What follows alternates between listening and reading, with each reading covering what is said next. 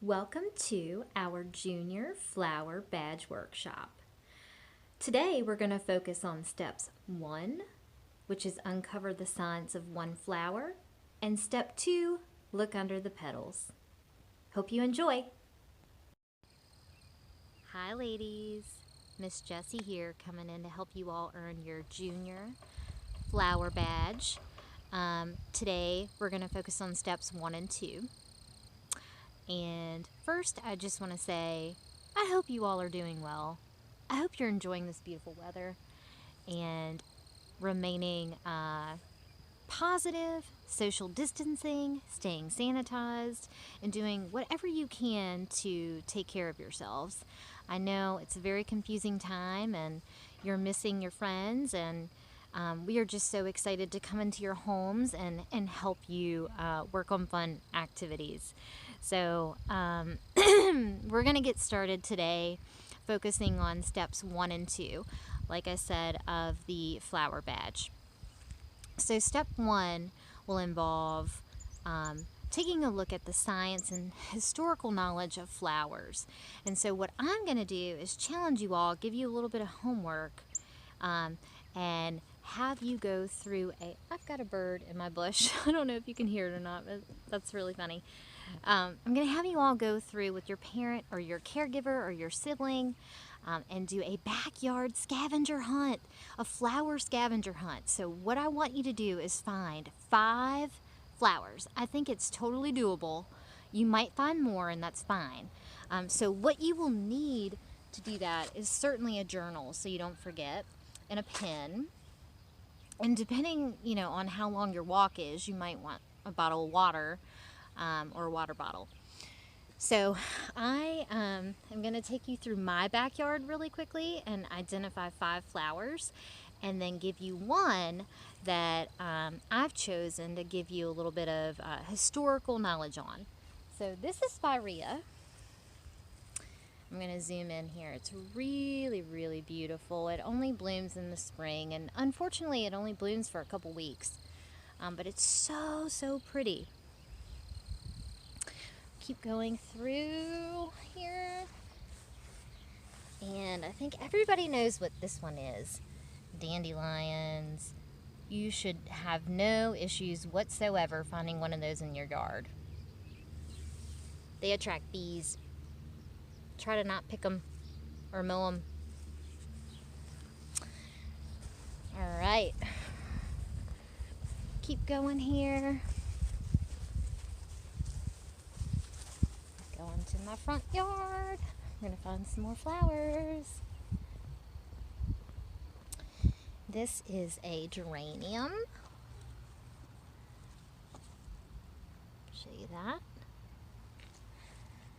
And then latana, which is absolutely gorgeous. Can't wait to plant this. We still have some cool weather. It actually snowed a little bit at my house today, so I'm glad I haven't put any of these in the ground just yet.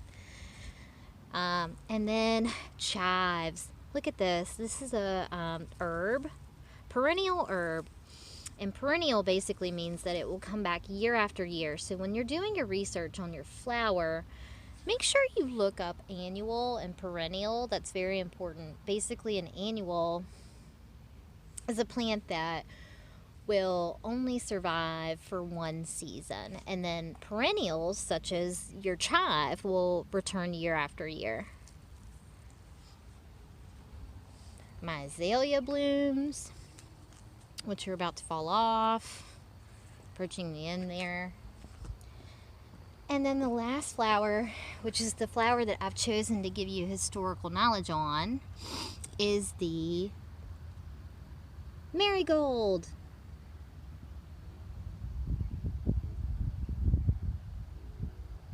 See more information in the next video. Okay, ladies, this is the marigold flower, and it plays a very critical role in a lot of vegetable gardens. It is used to ward off pests, such as deer and insects, but actually the origin of this plant is actually from Spain, believe it or not.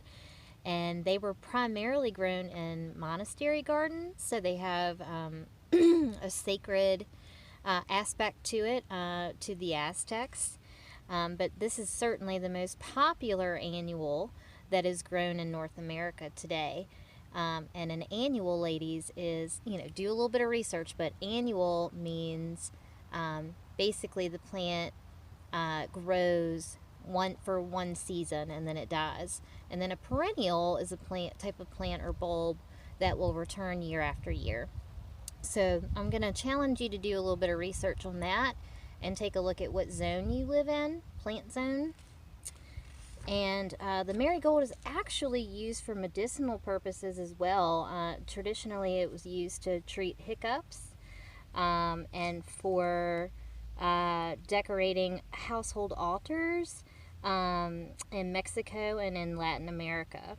So there's a lot of cool things about marigolds. Go out there and do some research, but part of your project or homework in completing step 1 is go on your hunt, make sure you identify 5 flowers with your parent, and then do some research on the internet and do a little bit of background and history on where your plant originated from.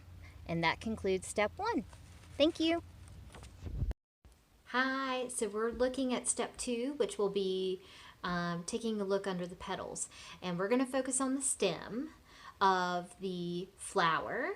And I've got a little bit of a science experiment for you all. We're going to dye a flower, which is super cool. So you can choose whatever color that you would like based on the food coloring that you have in your home. So in the next video, you will see the supply list and how to do that. And then we'll come back, kind of do some trial and error, debriefing on video 3 and 4.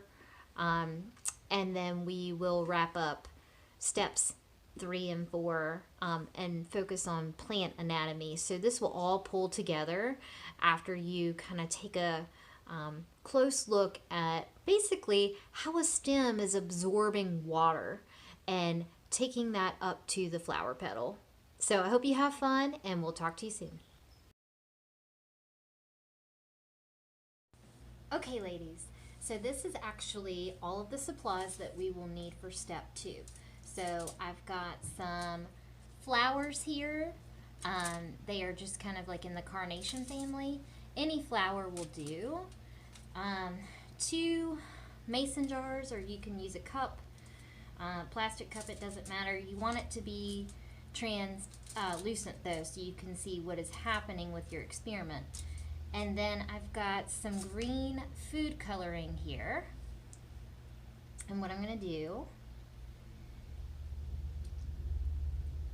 is put 4 or 5 drops. Cool. Stir it up a little bit. Look at that. We'll have nice green flowers. And then I'm going to do a little bit darker in here just to kind of see. I'm going to do 10, 12 drops. That'll be a darker green, just so I can compare the two. And you can do the same. You should have some food coloring somewhere lying around the house. I'm willing to bet that your parents have that somewhere in a cabinet.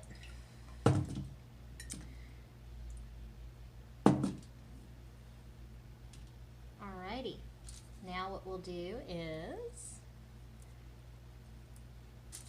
put our flowers in the water.